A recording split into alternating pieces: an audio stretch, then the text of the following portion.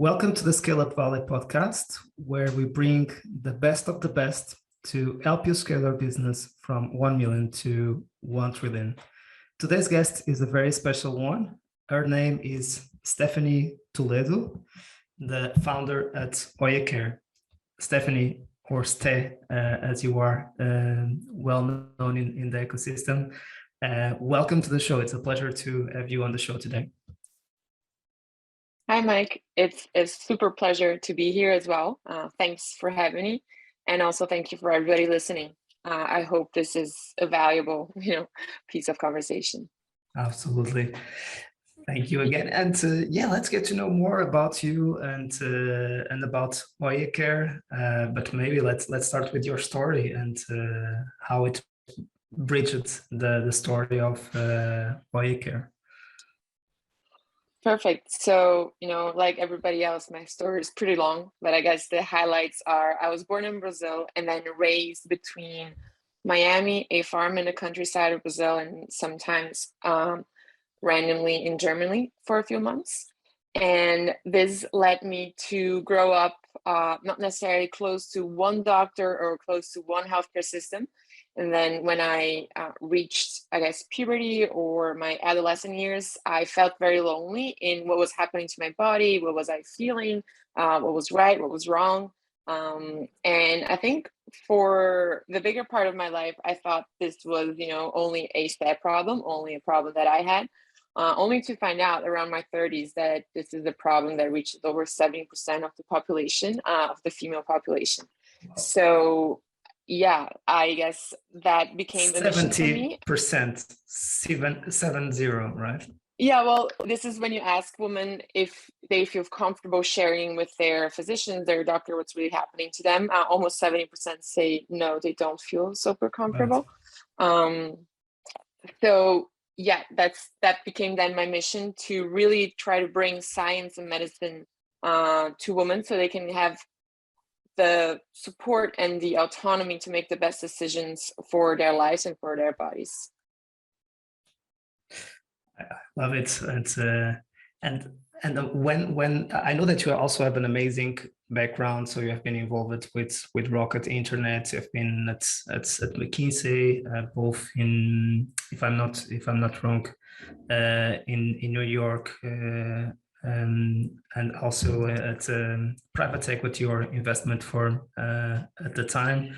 So how has been the jump from investment banking, investors, also of course the tech ecosystem, into creating your own venture with a very strong mission that you already explained it?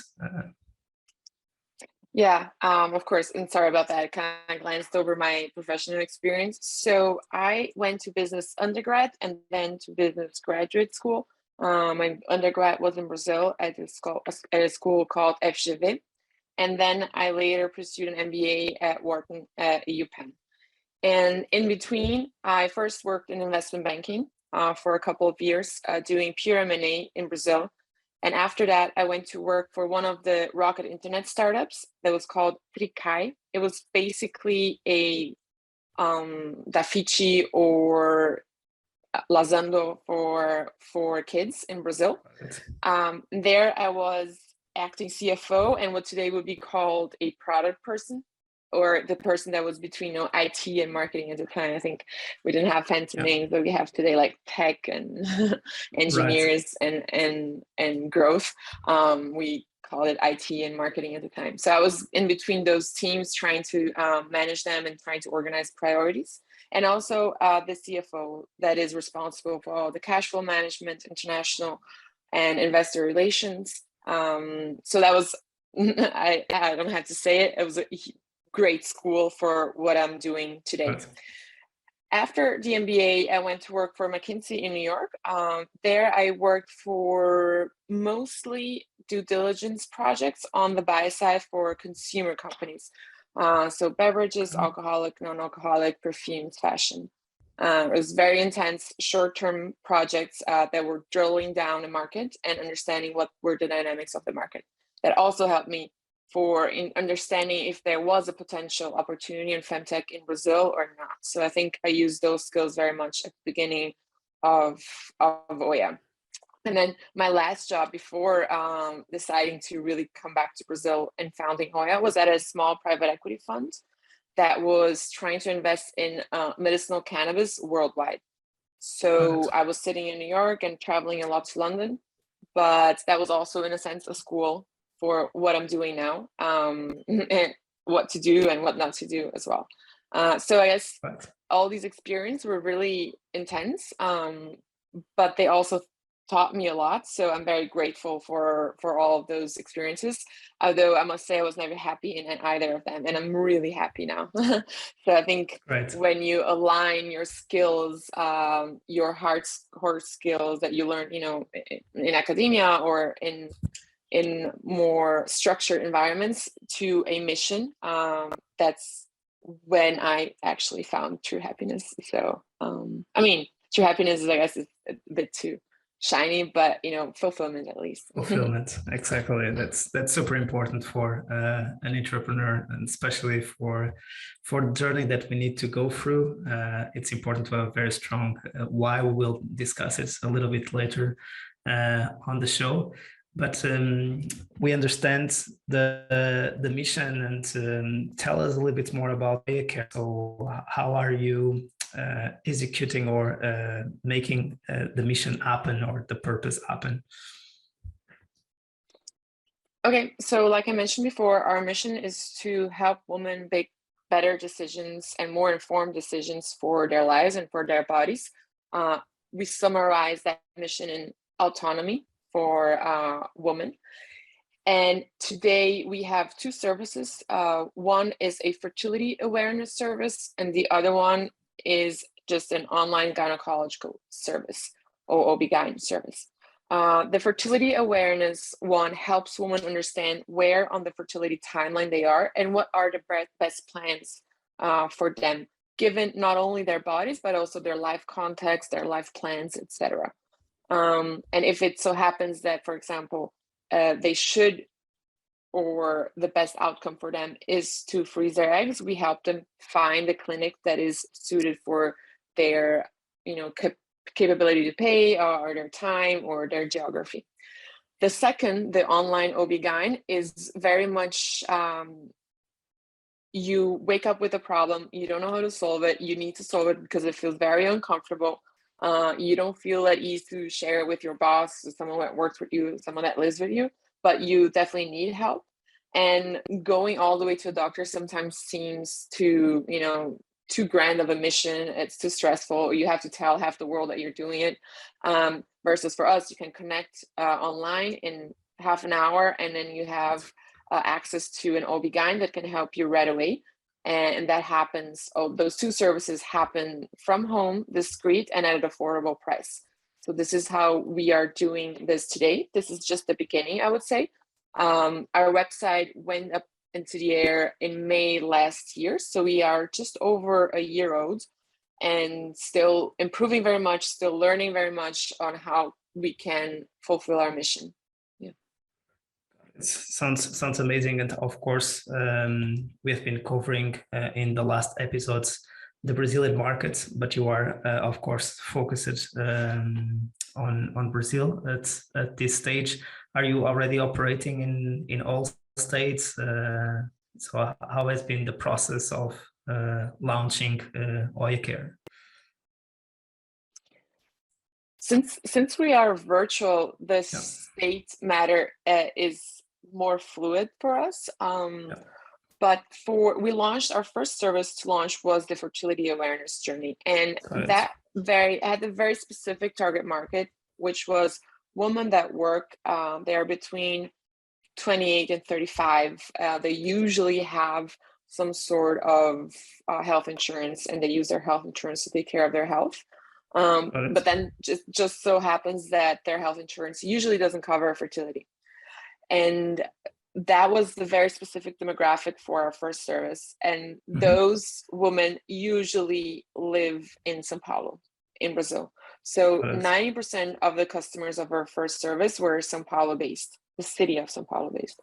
And now with the second service, what we call SOS Oya, which is the online OB-GYN, We are actually in 21 states and over 200 cities. So, but that happened naturally, I guess, just because there are way more women that are target market for the second than for the first. Super, super interesting. Was this on purpose that you started with a very specific niche and launching a very specific service before trying to make something much more open and scalable and that would serve the masses, would say, with respect, of course? Yes, that was very on purpose. So when that was very intentional. When I started talking about femtech in Brazil in 2020, femtech wasn't really a thing, and at least in Brazil, and I needed to prove a concept. I needed to prove that was a way to solve in an innovative way a problem that's been around for a while. So I chose a very specific segment of the market, a very specific problem, to try to prove that I can bring innovation to how we deal with this problem. So that was fertility for me. There were a couple of data points based on research that I used towards making this decision. So fertility was a top concern for women between 30 and 40, which were women that were spending the most on healthcare, and then also that had the least problem with online or virtual care. That was a very strong data point on the female population in Brazil. But also looking abroad, I saw that fertility was very much a very common topic among the biggest femtechs. So there are a couple like pill delivery, fertility, and maternity, or I guess, and then now menopause is starting to pick up. So these are the common themes for the most successful femtechs abroad. That doesn't mean necessarily that what happens abroad is successful in Brazil, but I think that was a good,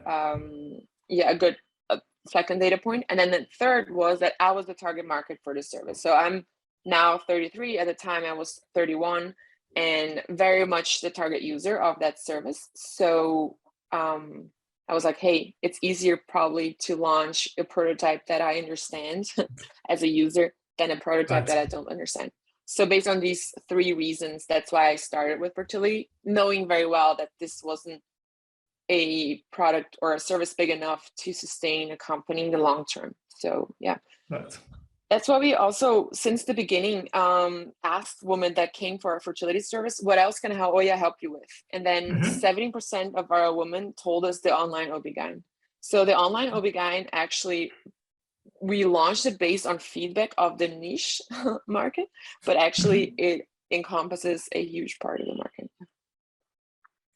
Yeah, it is. We all know that it's super important at this stage to have focus, and it shows a lot of focus, especially on the launch and understanding what is our ideal customer profile and where can we address the most painful needs and at the same time bring the best solution for that pain, right? So easy said, very difficult to do. So congrats for what you have done.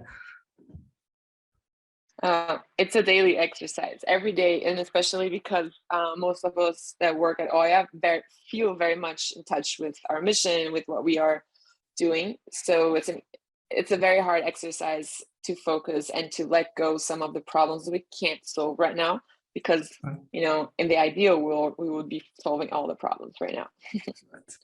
Especially health and being women and people that we know that we would like to have the best lives that they can, and we want to help. So the temptation is even higher, right? It's not offering a kind of a layer of a specific productivity app. Someone said on the show before, it's really that we are seeing someone with a pain in terms of health, and we want to help. So it's a little bit more difficult to stay focused. And in terms of so one of the issues that any entrepreneur that starts a venture thinks about is how should I build my founding team? What would be my ideal co-founders? What are the skills that I might want to complement me? Should I go as a solo founder? So what is your case? What has been the thought process around building your founding team or going as a solo founder? Yeah, I think it's important to highlight that my case is just my case. Doesn't mean it's right or wrong. So I think that when I was at the beginning of my journey, and I still consider myself very much at the beginning of the journey, but I felt a lot of pressure to get a co-founder, to find, a tech team right away, to like all these must-dos that we read online, especially, or get Right. feedback from a couple of investors. And so I felt very much that pressure. And what the reality was that I didn't really find a co-founder that I felt a lot of affinity with. Most of the people that I trusted and really would build a company with were a bit risk averse in 2020. That was, our pandemic year, our first pandemic year. So I decided to continue on this project on my own, and to see where it goes.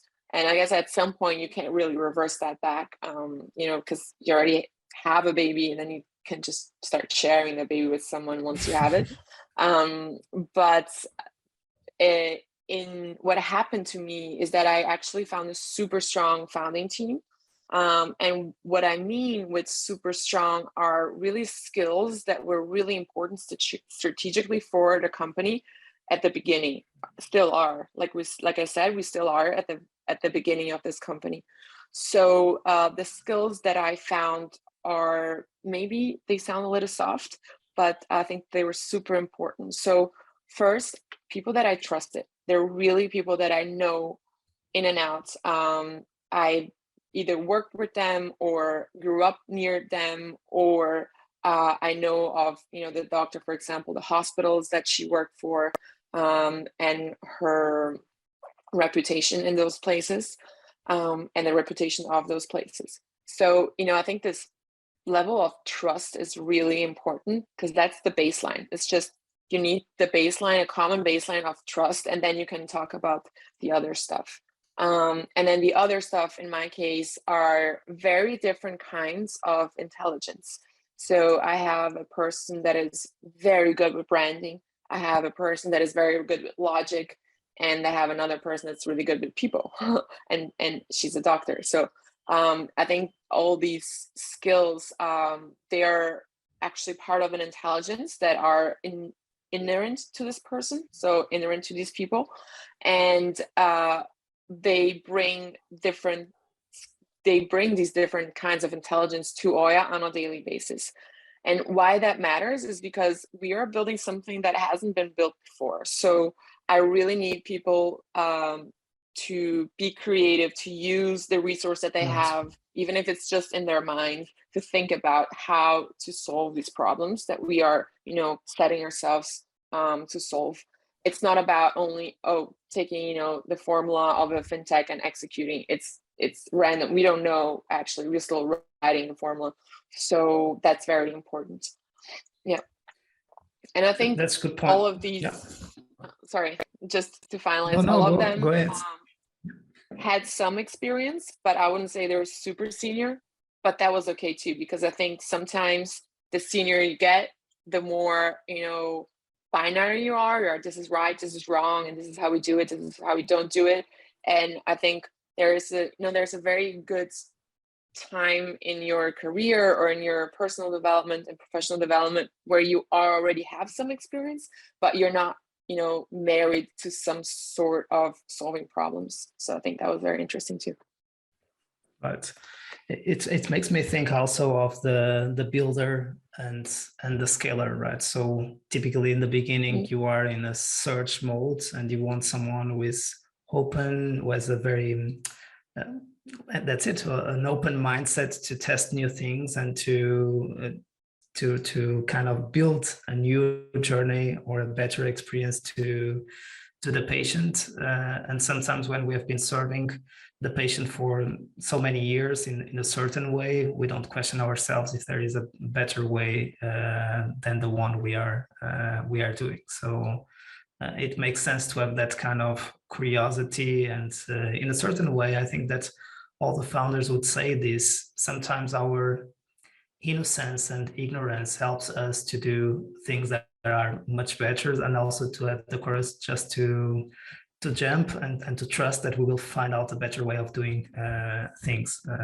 So it's a very interesting point. So what you were saying is that you are a solo founder, but you were able across the initial team that you put together to ensure that we have the right people on the right seats that complement you, and that creates really a strong founding team, even not having the formal title of co-founders. You consider them your founding team, and of course you are the mother of the baby who started it. And I agree with you that I think it's better to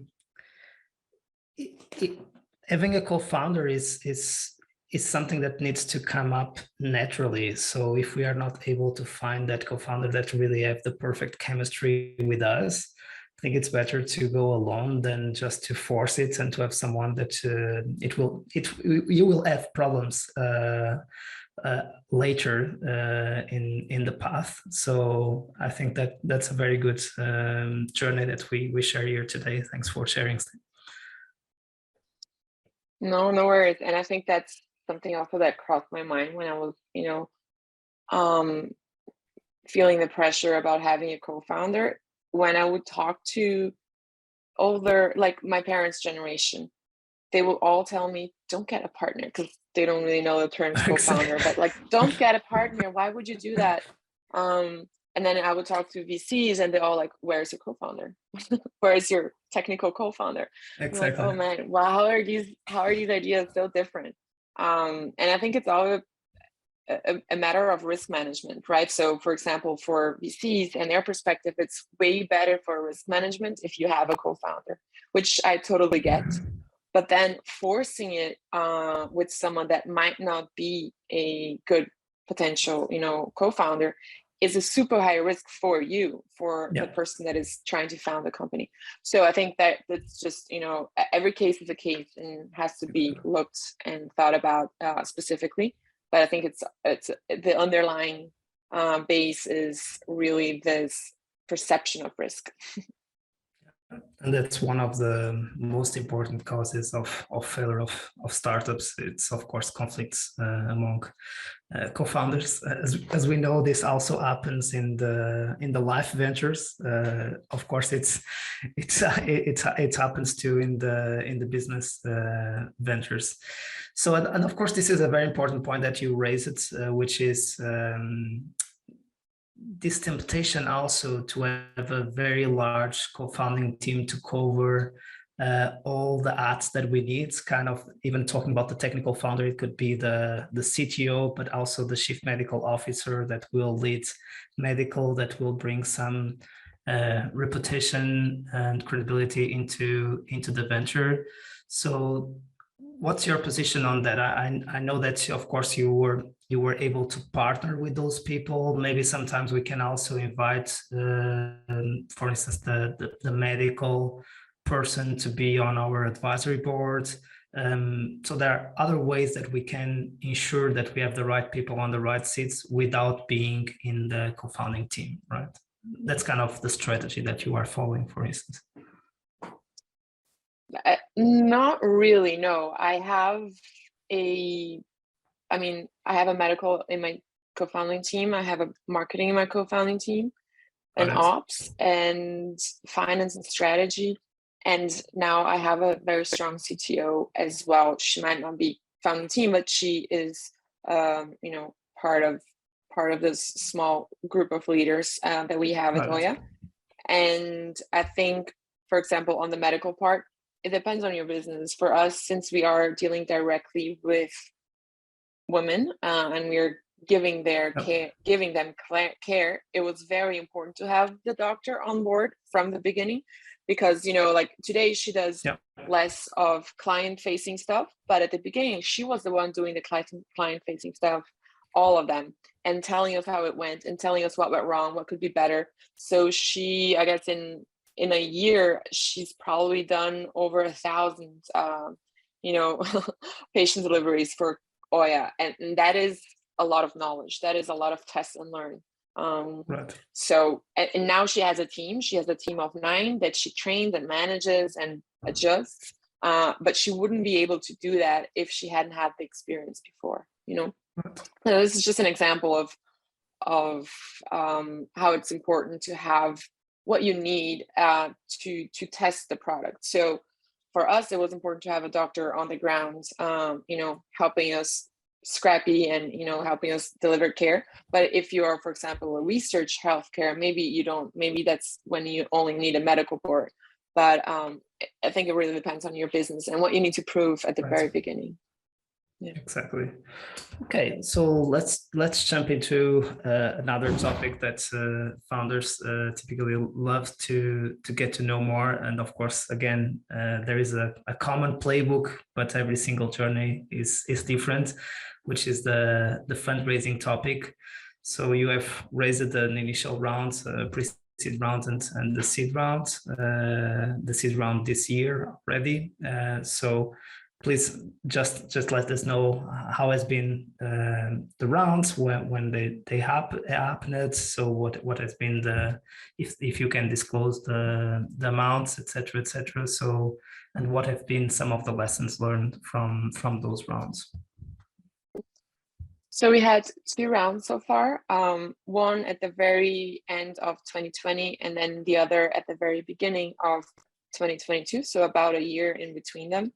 The first round I would call a pre-seed. It was a small round. It was under $1 million USD, and we got diluted quite a bit, I would say.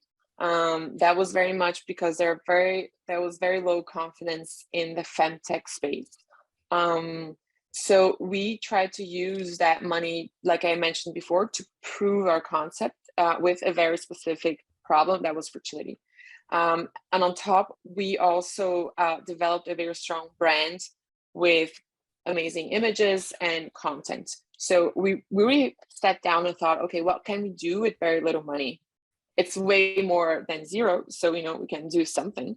Maybe we can't buy ads on Google or Facebook or Meta, but we can do something with this money. So we decided to, like we mentioned before, focus on very specific things. So we launched this service, this fertility service, super low code and very high touch. So, you know, my founding team very present doing everything. And also we developed this branding with content and beautiful imagery and design. And those resulted in very good, I guess, NPS and client outcome. So we have consistently our NPS is above 90, usually around 100.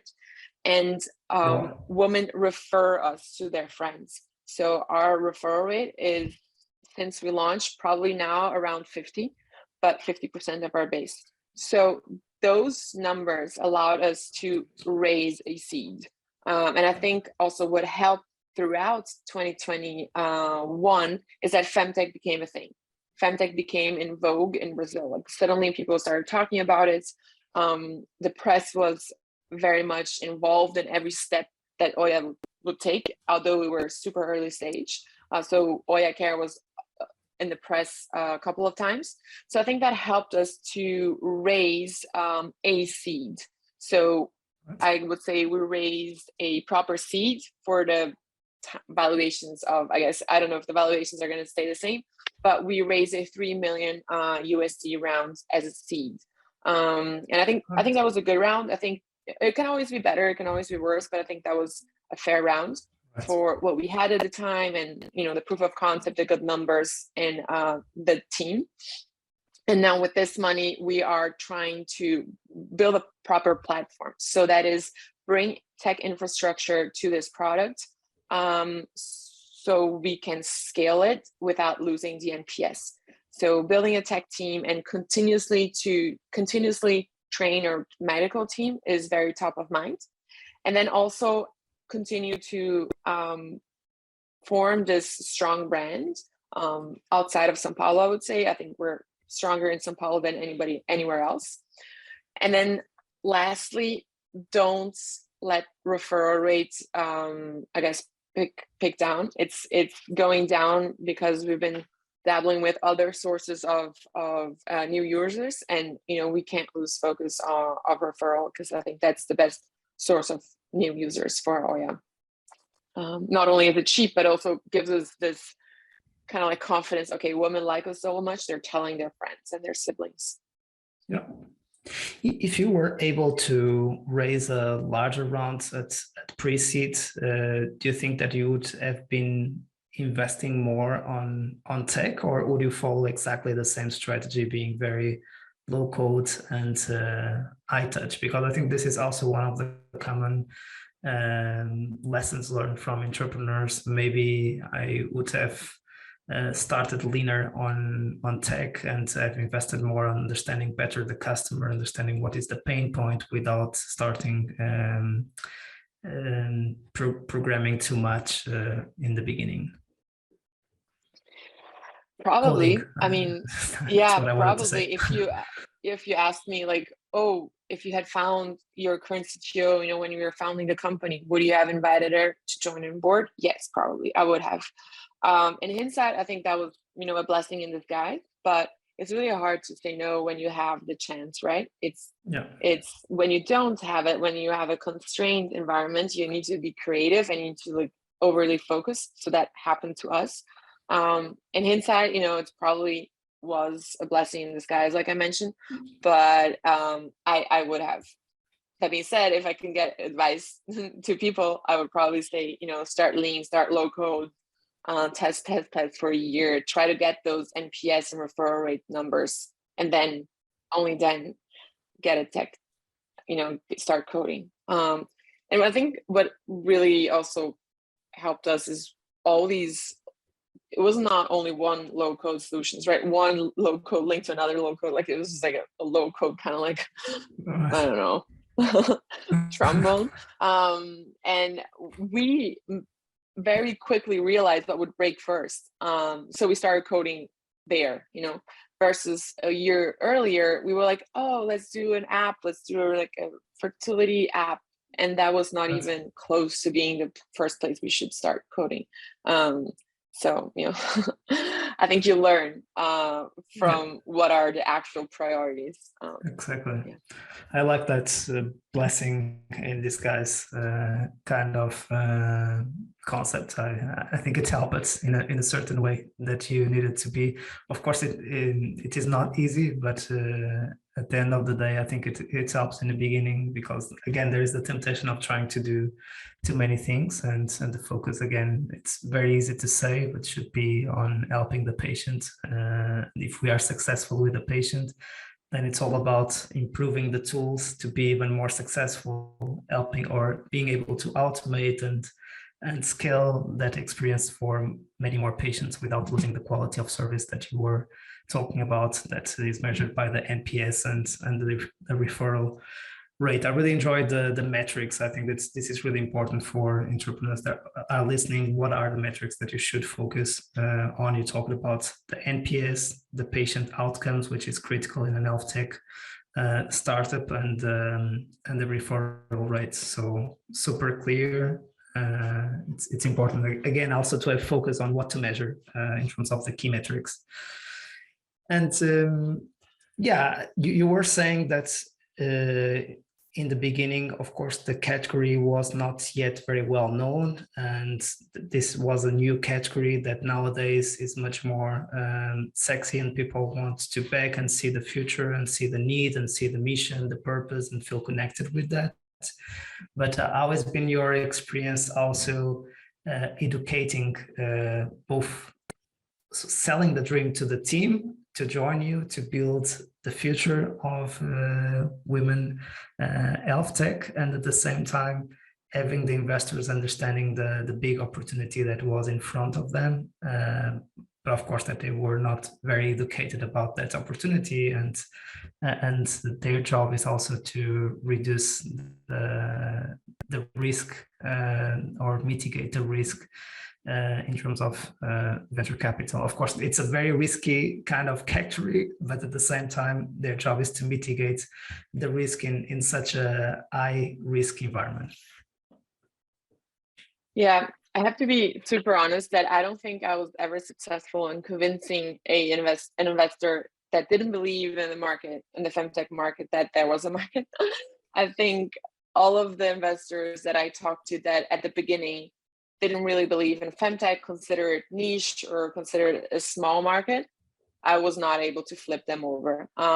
So I was actually successful, or I could have good conversations and potentially an investment from investors that already believed in the market. And then they were more interested in understanding who I was, who my team was, what were the numbers that we had already achieved. So I think that was a much better conversation, which led, if not to an investment, a good relationship, good feedback, and all of that.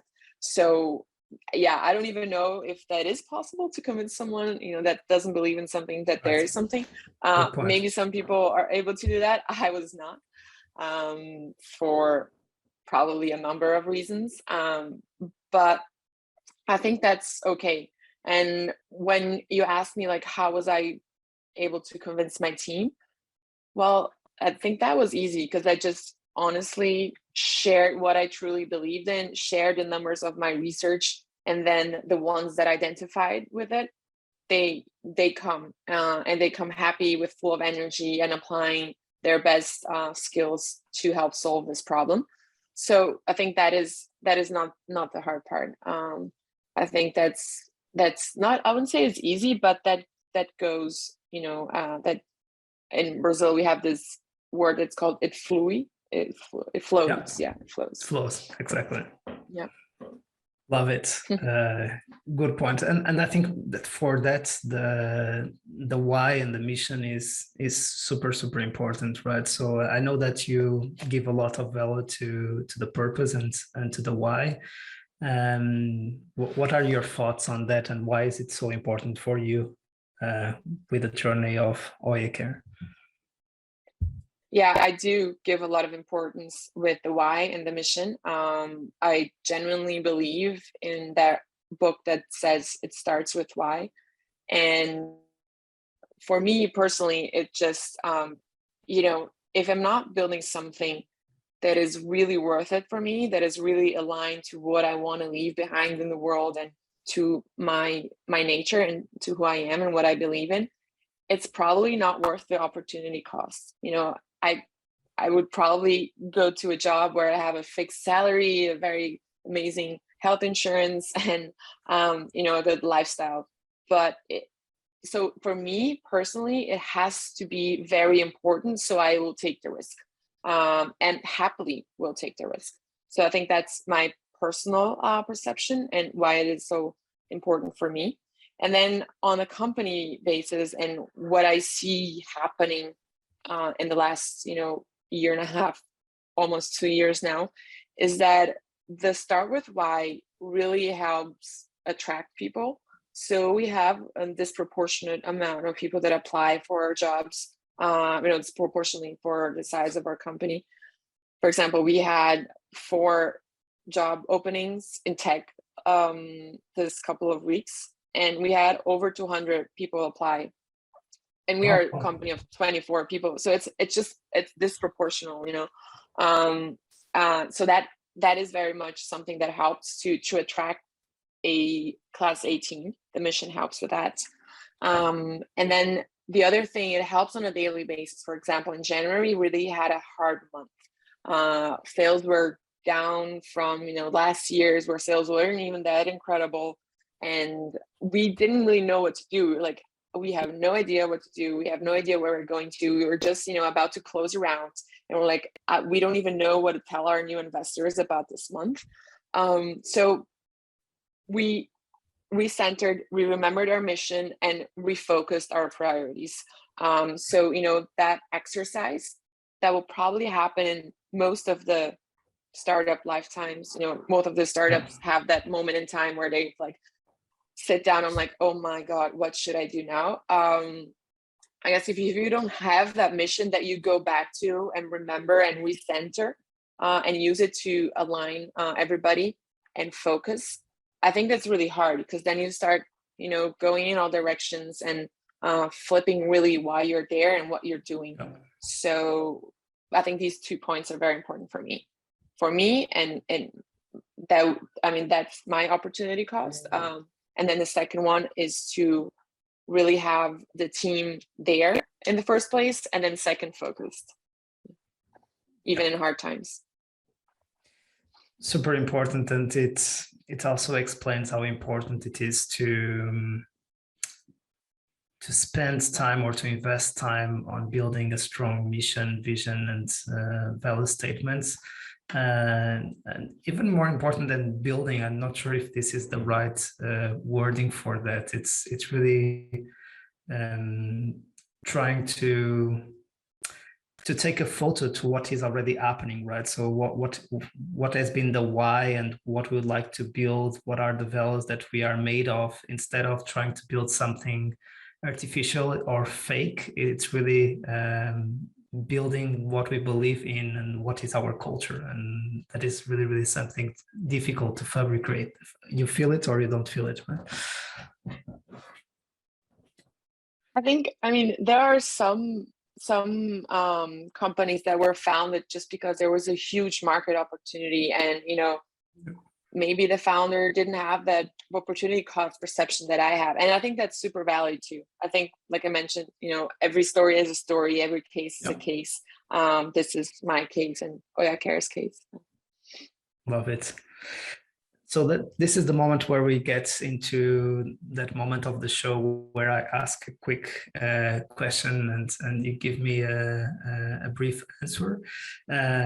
We will start with three questions which are much more related about reflecting about your journey. So if you would have the opportunity to have a coffee or a tea with Stay at the beginning of Oya Care, what advice would you offer to your younger self?